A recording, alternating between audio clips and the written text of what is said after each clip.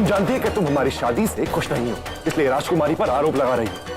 देव रक्षिका की अनुपस्थिति में उसे कोई नहीं ढूंढेगा। पर ऐसा कैसे होगा? लाश को महल के बाहर करना ही होगा।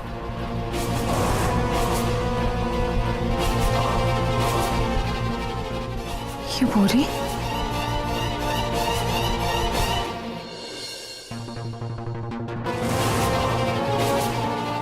देव रक्षिका,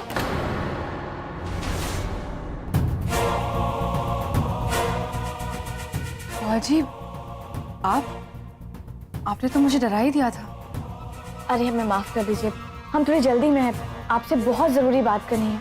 आप आइए हमारे साथ, आइए, बहुत जरूरी बात है, आइए।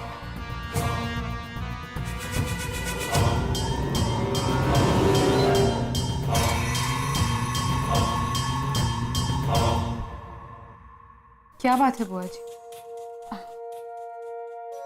देवरक्षिका, हमें समझ में नहीं आ रहा है कि हम ये बात आपसे कैसे कहें, लेकिन कुछ दिनों से हमारा दिल किसी अनजाने से डर की वजह से बहुत घबरा रहा है। ऐसा लग रहा है कि जैसे कि बहुत कुछ बुरा होने वाला है। आपको भी ऐसे ही लग रहा है?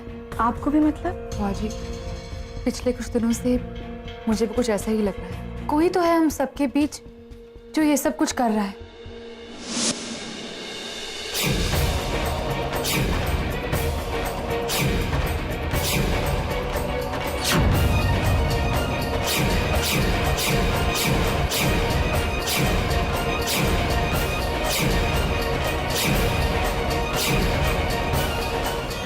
लेकिन कौन है वो मैं नहीं जानती। पर हमारा दिल कह रहा है कि इस राज परिवार के खिलाफ कोई ना कोई षड्यंत्र रच रहा है। लेकिन हम उस इंसान को ढूंढेंगे कैसे? चूहे को उसके बिल में घुसकर पकड़ा नहीं जा सकता, इसीलिए चूहे को पकड़ने के लिए उसे लालच देकर उसे उसके बिल से निकालना होगा। मैं कुछ समझी नहीं। हम आपको समझाते हैं। हमें आज रात ही जहां हमें एक हवन करना है, ताकि वो जो कोई भी हो जो इस राज परिवार को नुकसान पहुंचाना चाहता है वो खुद ब खुद हमारे सामने आ जाए। लेकिन हम वो हवन करेंगे कहाँ? नागों की दुनिया के गढ़ में। आपका मतलब है कि नैमिष्य वन में? हाँ, नैमिष्य वन।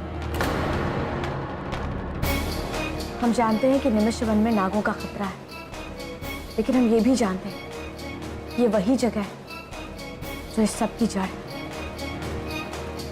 आप हमारे साथ आएंगे ना देवरक्षिका? देखिए, एक आप ही है जो इस राज परिवार के ऊपर आए संकटों से उसे बचा सकती है। ये हवन भी आपके पवित्र हाथों से होना बहुत जरूरी है। अगर गुरुजी होते ना तो हमें इस सब के बारे में सोचने की कोई जरूरत नहीं पड़ती, लेकिन उनकी गैर हाजिरी में इस कुल की जिम्मेदारी हम पर है। फिर इसके अलावा हमें और कोई रास्ता भी नजर नहीं आता। बोलिए।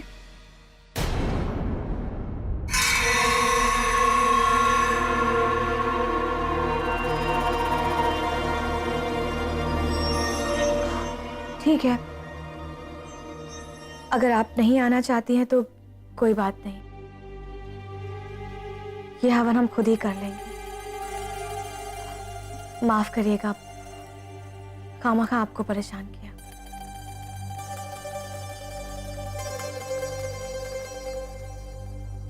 बुआ जी, एक मिनट।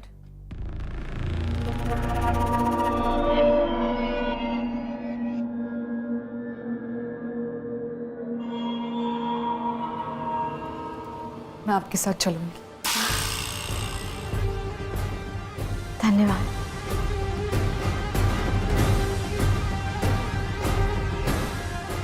हमारी पहली चाल तो कामयाब रही, अब दूसरी चाल की बारी। यही खेल तो हम ही जीत कर रहे हैं।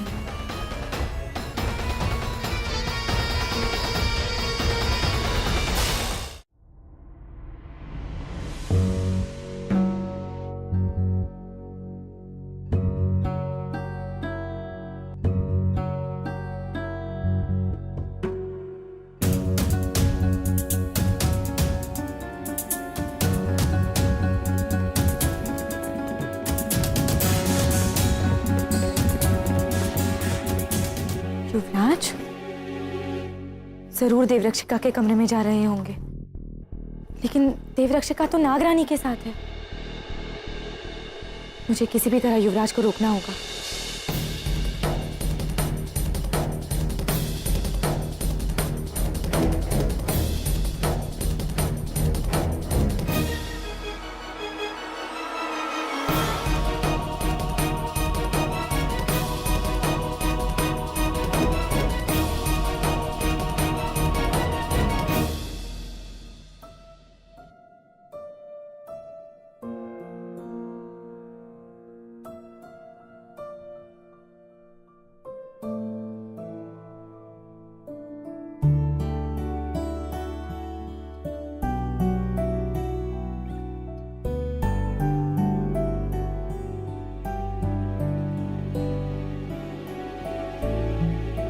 युवराज,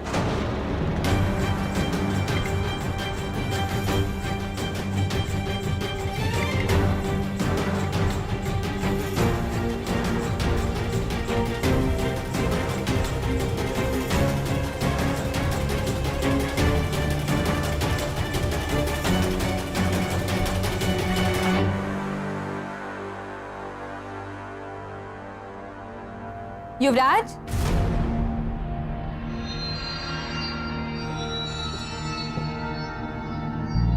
आप यहाँ, वो भी इस समय? वो हम आपको ही ढूंढ रहे थे। देवरक्षिका के कमरे में। रूपलेखा, आपको हमें कोई सफाई देने की जरूरत नहीं है। माफ कीजिए, हम काफी थक चुके हैं, थोड़ी देर आराम करना चाहते हैं। चलते हैं। जी जरूर।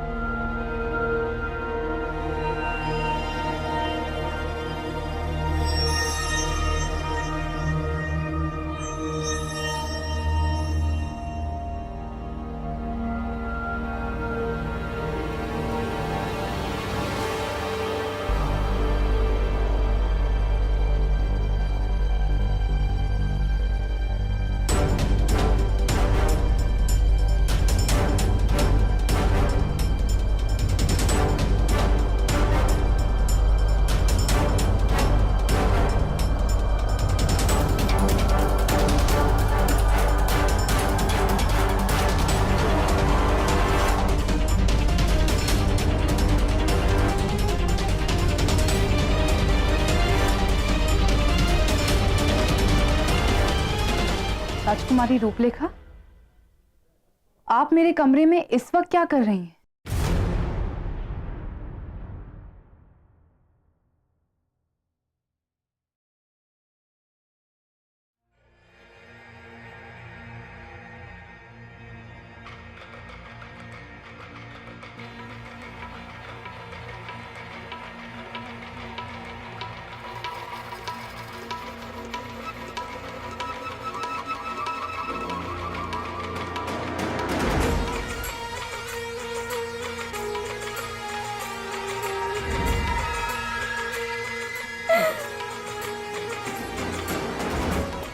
इसे कहते हैं मछली की आंख पर तीर मारना। बेचारा माधव, वो तो समझ रहा होगा कि उसकी प्यारी मनु चैन की नींद सो रही है, लेकिन उसे क्या पता कि वो बहुत जल्द मौत की नींद में सोने वाली है।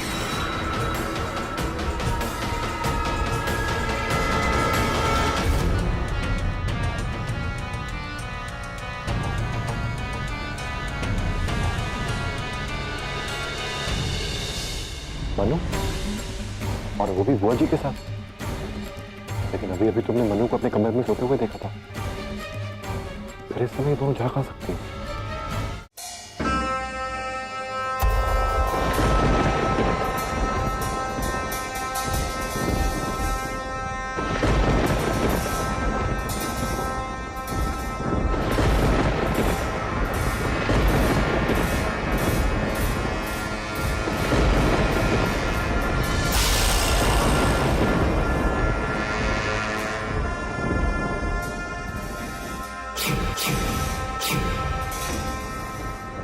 रुकिए देवरक्षिका।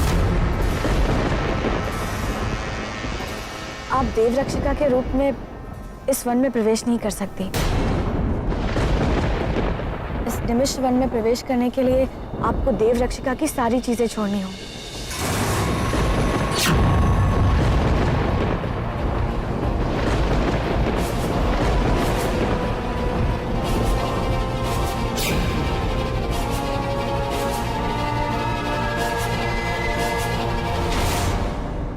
युवराज,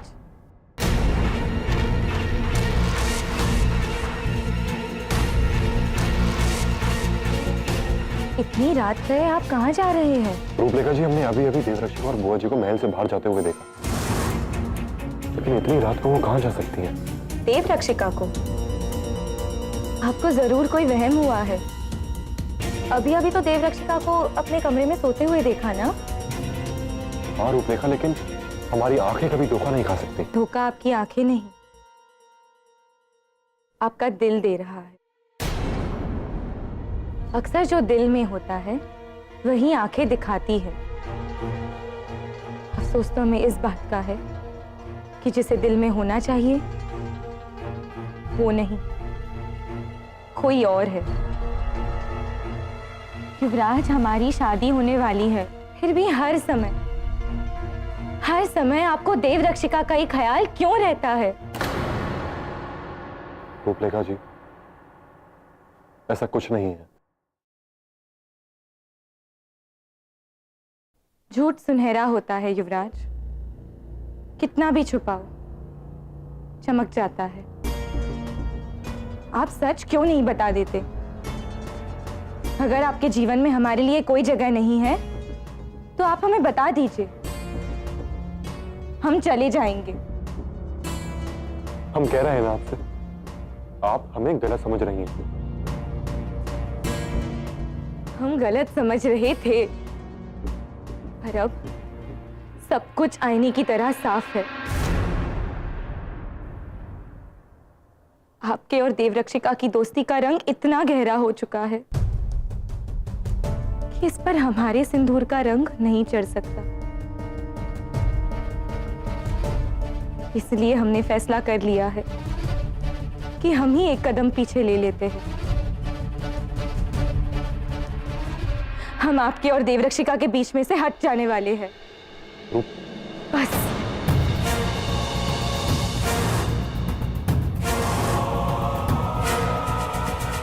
बस युवराज।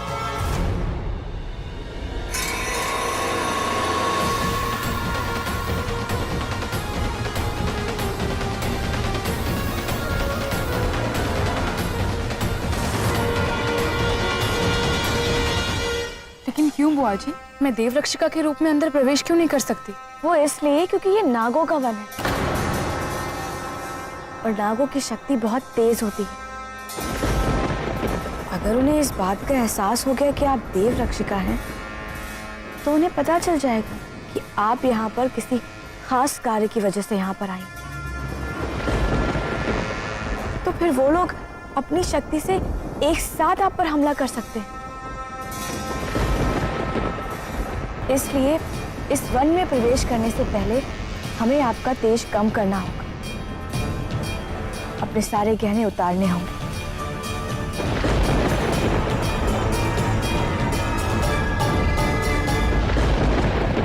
और अगर आपको कोई आपत्ति है तो आप रहने दीजिए देवरक्षिका, ये हवन हम खुद कर लेंगे। नहीं नहीं बुआ जी, आप अकेले कैसे जा सकती हैं अंदर? जाना तो हम भी नहीं चाहते अकेले, लेकिन क्या करें, इसके अलावा और कोई रास्ता भी तो नहीं।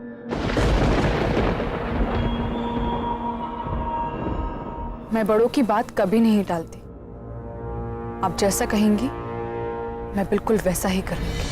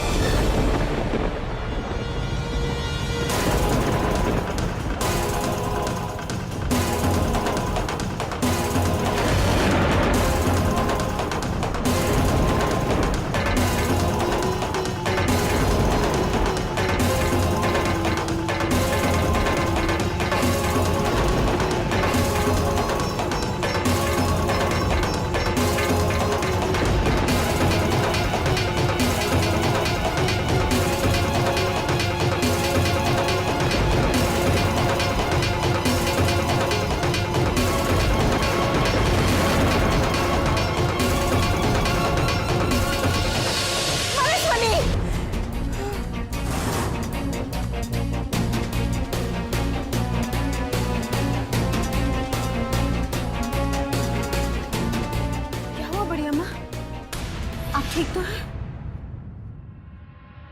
देवसेना, मनस्विनी को लेकर हमारा दिल बहुत घबरा रहा है। बड़ी अम्मा, अब हमारी मनु वो पहले वाली मनु नहीं रही। वो एक देवरक्षिका है, पूरे राज परिवार की ढाल है वो। किसी को दे देने के बाद ढाल बनाने वाला वो लोहार ही जानता है कि उस ढाल से उसका कोई रिश्ता नहीं है। अब दूसरों को बचाने के लिए बाहर सेना ही ढाल का भाग्य है, पर फिर भी लोहार के मन से ढाल का मोह नहीं जाता।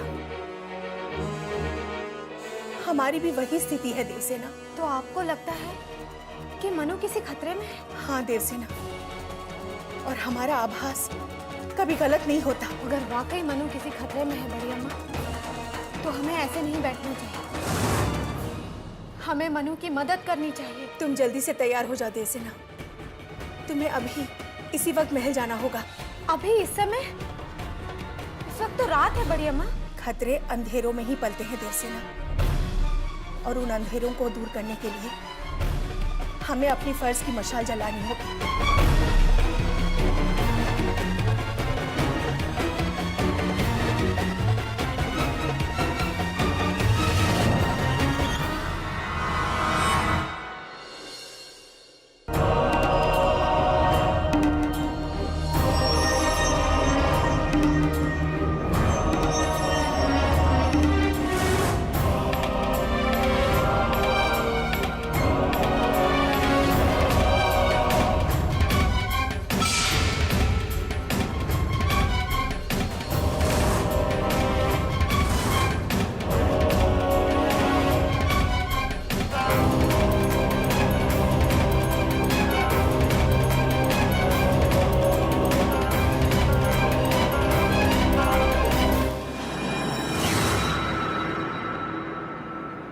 देवरक्षिका तो गई,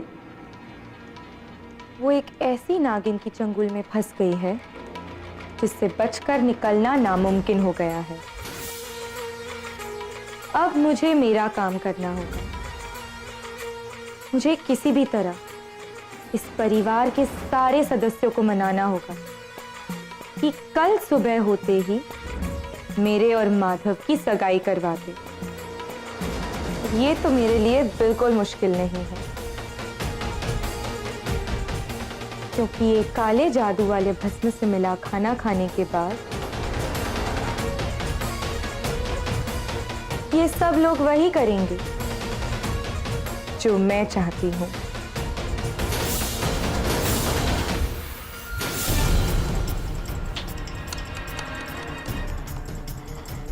अब माधव को मेरा होने से कोई नहीं रोक सकता, क्योंकि वही एक जरिया है हमें नागमणि तक पहुंचाने का। नागमणि हासिल करने के लिए मैं एक देवरक्षिका तो क्या, ऐसी 100 देवरक्षिकाओं की बलि चढ़ा सकती हूँ।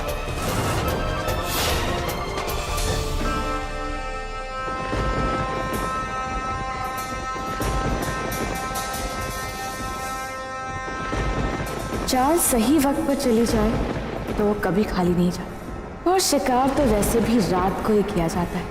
अब तक तो इस जंगल के जानवरों को भी पता चल गया होगा कि हम यहाँ आ चुके। ये जानवर अचानक से इतने बेचैन क्यों हो रहे हैं? ऐसा लग रहा है कि हमारे आने से मानो उनको डर लग रहा हो। जब एक जोगन और एक देवरक्षक का साथ आए तो कोई भी डर जाएगा। ये तो बेचारे जानवर। बस देवरक्षक, यही हमारी मंजिल।